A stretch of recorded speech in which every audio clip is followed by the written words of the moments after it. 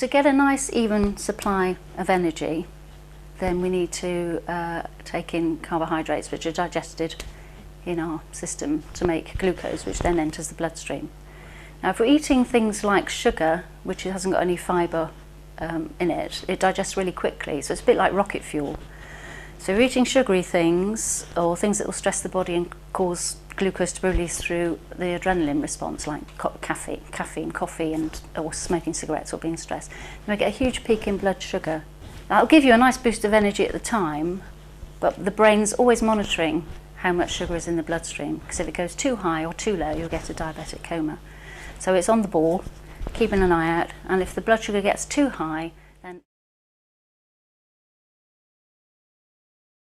then insulin gets pumped out to mop it up. So there's a peak of glucose, there's often a peak of insulin, and then the blood sugar drops down. And at that point, you become tired and irritable because your blood sugar's now dropped too low.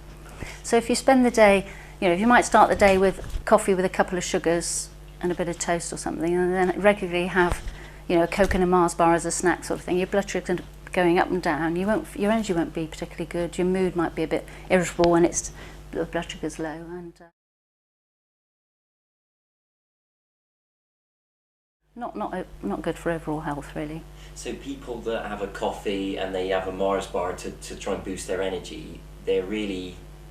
Well, they will boost their energy, but then drop down the other side. Right. And also, if you have the coffee, that uses up nutrients to detoxify it. Right. The Mars bar hasn't got any fibre, B vitamins, minerals to help you make the good use of the sugar, so you'll be in that sort of vitamin mineral deficit as well. And what about athletes that are exercising that use sugary drinks like Lucozade or things like that? Is that... Well, I think if you're actually exercising and using that energy, that's one thing.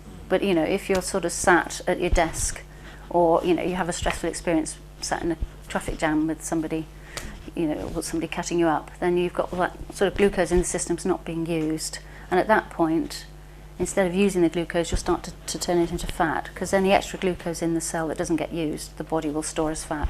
So keeping your blood sugar stable is also important for weight loss as well, or keeping your weight stable.